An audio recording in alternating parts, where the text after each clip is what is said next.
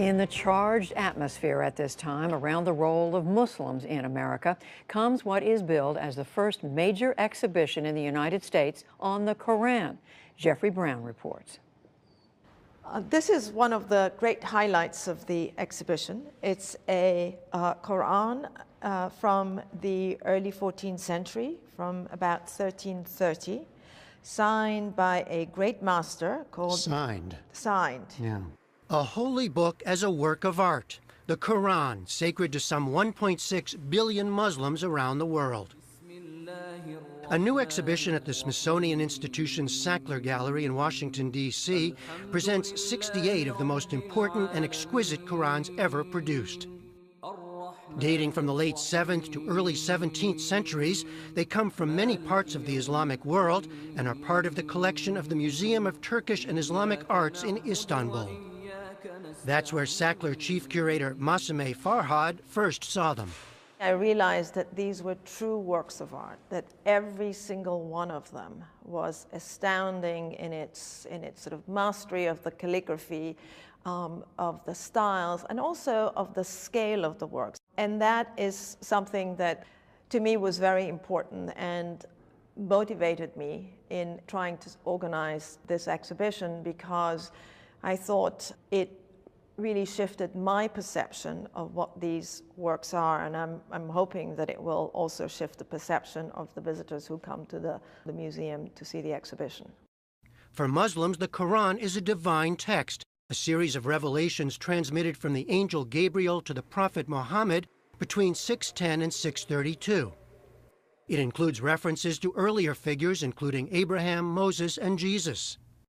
The term itself means recitation. The Quran stems from an oral tradition, but the text was written down and codified in a fixed form not long after the death of Muhammad.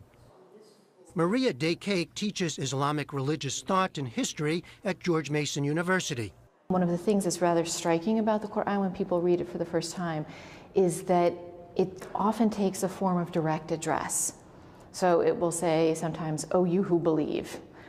Sometimes it'll address all human beings, "O humankind." It is a series of moral exhortations, exhortations to virtue. It includes many stories of prophets before the time of Muhammad. It's an attempt to grab the listener or grab the reader, to wake them up, to make them think about their life, about the world around them. It's a lot of passages with rhetorical sentences, right? Did you not consider this? Didn't you think about this? How did you get here? This is looking good as well. The exhibition includes furniture, stands to hold manuscripts, and chests to store them. Many of these Qurans were originally commissioned and donated or collected by rulers. Early manuscripts on parchment feature plain ink and simple designs. Later artists and calligraphers developed ever more elaborate and ornate script, illumination, and geometric patterns, in light of Islam's prescription against figurative images, to make each manuscript a singular work.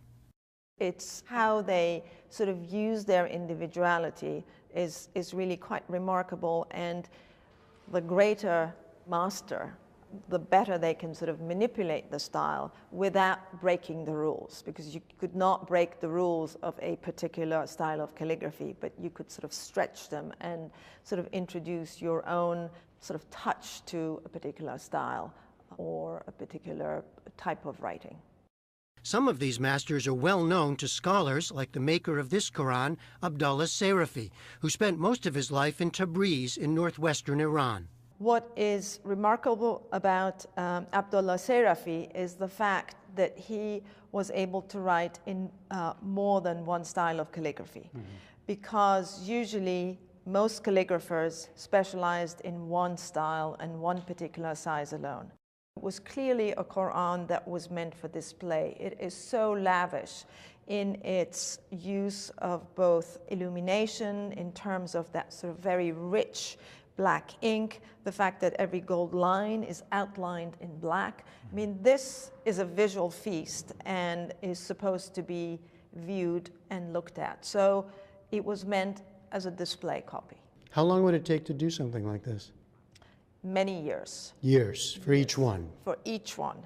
Even amid a highly contentious and politicized atmosphere today concerning Muslims in America, the curators say this exhibition was long in the works and the timing is coincidental. For her part, Maria Daycake hopes it will shine a different kind of spotlight on Islam and the Quran. You will hear sometimes Islamophobic comments about Islam, and they'll say, well, you know, why would I want to know anything about this text? I see what kinds of things it produces, right? It produces people who behave in these violent ways or something like that. But when you come here, you see the larger reality of what it's produced, right? It produced beauty. It produced scientific inquiry. It inspired literary endeavors. But in a time of Islamophobia, I think what's so valuable about this collection is to see the kind of artistic elements, the beauty that the Quran really brought. The art of the Quran is on exhibition through February. From the Sackler Gallery in Washington, D.C., I'm Jeffrey Brown for the PBS NewsHour.